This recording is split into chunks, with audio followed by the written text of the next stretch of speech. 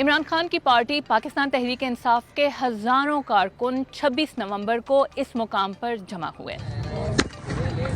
اسی شام حکومت کی جانب سے ایک گرینڈ آپریشن کیا گیا، جس کے بعد یہاں جمع کراؤڈ منتشر ہو گیا۔ لیکن یہ سب اتنا سمپل نہیں تھا، کیونکہ اس آپریشن کے بعد پی ٹی آئی اور حکومت کی جانب سے مختلف دعوے سامنے آ رہے ہیں۔ پی ٹی آئی کے مختلف رہنماؤں نے اس مظاہرے میں اپنے کارکنوں کے گولی لگنے سے زخمی اور ہلاک ہونے سے متعلق مختلف نمبرز شیئر کیے ہیں، جبکہ حکومت کی جانب سے کہا گیا ہے کہ یہاں سرے سے کوئی گولی ہی نہیں چلی۔ تو سمجھتے ہیں کہ ہلاکتوں کے حوالے سے یہ کلیمز آخر کیا ہیں۔ پولی کلینک کی انتظامیہ نے بدھ کے روز بیان جاری کرتے ہوئے اپنے ہاسپٹل میں کسی بھی ایسے فرد کی لاش لائے جانے کی تردید کی تھی جس کی ہلاکت مبینہ طور پر مظاہرین کے خلاف ہونے والے اس آپریشن کے دوران ہوئی۔ تاہم بی بی سی کے پاس موجود ہاسپٹل کے ریکارڈ کے مطابق 26 نومبر کی رات پولی کلینک ہاسپٹل میں کم از کم 3 افراد کی لاشیں موجود تھیں جن کی ہلاکت گولیاں لگنے سے ہوئی تھی، اور ان میں سے بھی 2 کی ہلاکت ہاسپٹل میں ہی ہوئی تھی۔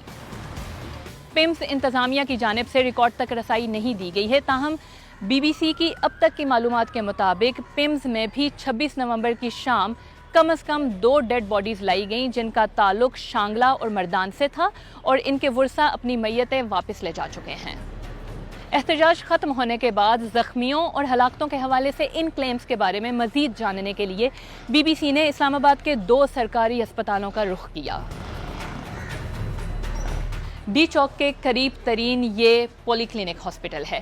بی بی سی نے اس ہاسپٹل کے رجسٹرز میں ان زخمیوں کا ریکارڈ دیکھا جنہیں اس آپریشن کے دوران گن شاٹ وونڈز کے ساتھ یہاں لایا گیا۔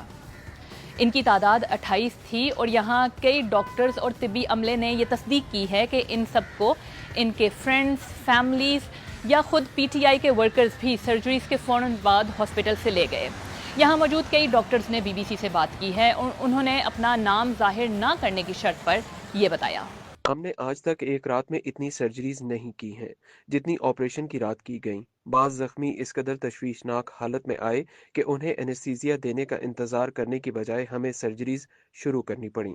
بہت سے مریض ایسے تھے جن کا خون بہت زیادہ بہہ چکا تھا۔ ہمارے پاس گزشتہ رات کم از کم 45 اور 55 کے درمیان ایسے شہری لائے گئے جنہیں گولیاں لگی تھیں۔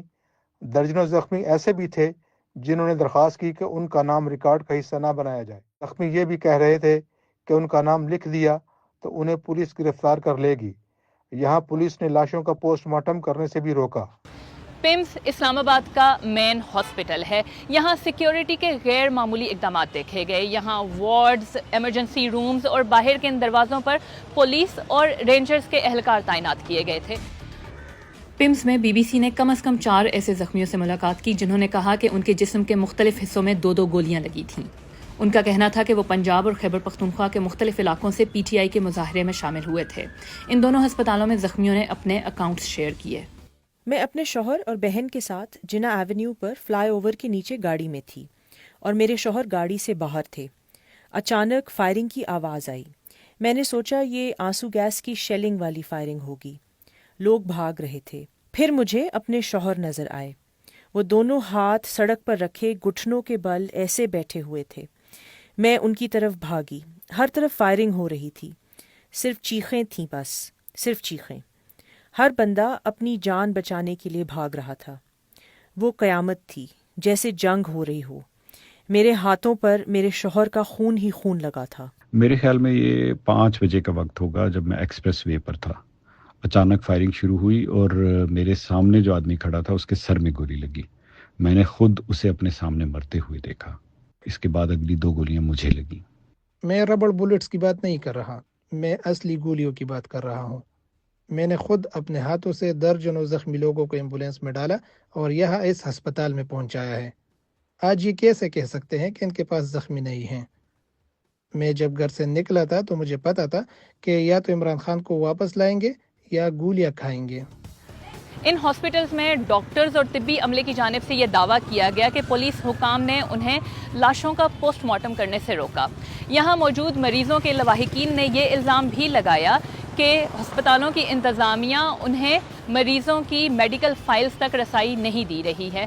بی بی سی نے ان تمام الزامات سے متعلق اسلام آباد پولیس، پولی کلینک کی انتظامیہ اور یہاں پمز کی ایڈمنسٹریشن سے رابطہ کیا۔